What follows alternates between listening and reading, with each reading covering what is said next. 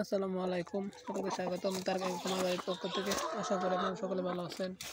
তো আমাদের আজকে যে বিষয় সেটি হলো টাইগার মুরগি খাদ্যের পাশাপাশি আর কোন কোন খাবার খায় বা কী কী খায় অনেকে জানতে চান, তাই আপনাদেরকে এই ভিডিওটি আজকে করে দেখাচ্ছি। আসলে টাইগার মুরগি এমন একটি মুরগি জাত, এরা হলো খাদ্যের পাশাপাশি যে কোনো কিছু দিলে খাবে। যেমন ধানের থেকে যে আমরা পাই, ধান থেকে যে খুদ কিংবা ধানের থেকে যে ভুসি কিংবা ঘাস, লতা পাতা, শাকসবজি, এরা সব কিছুই খেয়ে থাকে। টাইগার মুরগি আসলে এমন একটি জাত যারা সব কিছু খেয়ে থাকে। দেখেন আমি এদেরকে কিছু পোশাক বাজাতে এনে সংগ্রহ রেখেছিলাম। গতকাল তো যেহেতু এখন তাপমাত্রা অনেক বেশি রোদ, তো তাই ভাবলাম কিছু সবজি এদেরকে এখন দিয়ে দিই। তো এখন প্রায় দুপুর 1টার মতো বাজে। তো দুপুর টাইমে কিছু সবজি সুন্দরভাবে কেটে খাদ্য পাত্রে দিয়ে দিলাম। এই দেখেন দেওয়ার পর এরা কি সুন্দর খাচ্ছে। তারপর টাইগার মুরগিরা আপনি চাইলে বিশেষ করে 3 বেলা 1 বেলা দিতে পারেন। তো চাইলে নিয়মিত দিতে পারেন। তো নিয়মিত না দিলে বিশেষ করে যে সময় আপনার রোদ থাকবে, তো সেই সময় বা আবহাওয়াটা গরম থাকবে সময় দিতে পারেন।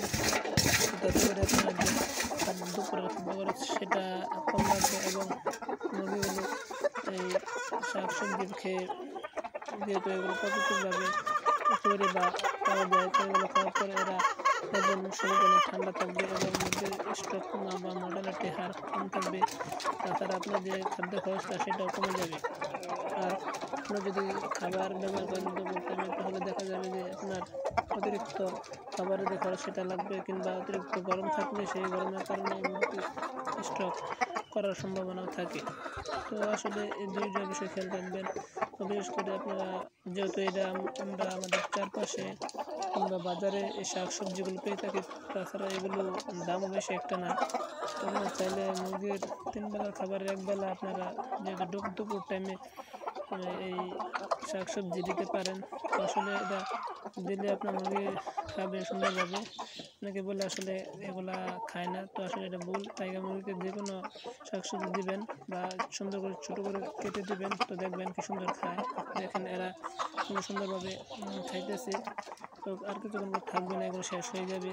আসলে এরা সবই খায়, এমন খায় না কিছু এমন নাই।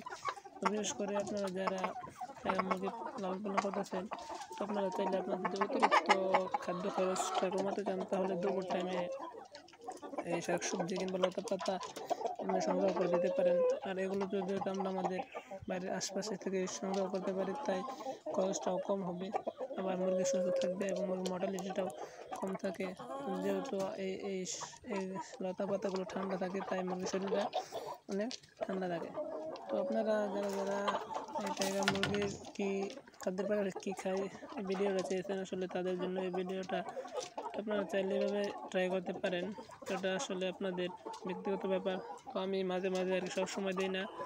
তো যেহেতু আমি মুরগিগুলোতে ডিমের জন্য এই লালন পালন করতেছি, তো সেই ক্ষেত্রে আমি যেদিন প্রচুর রোদ থাকে সেই সময় দিই, আর ঠান্ডা দিনের সময় ব্যবহার করি না। আপনারা চাইলে ব্যবহার করতে পারেন।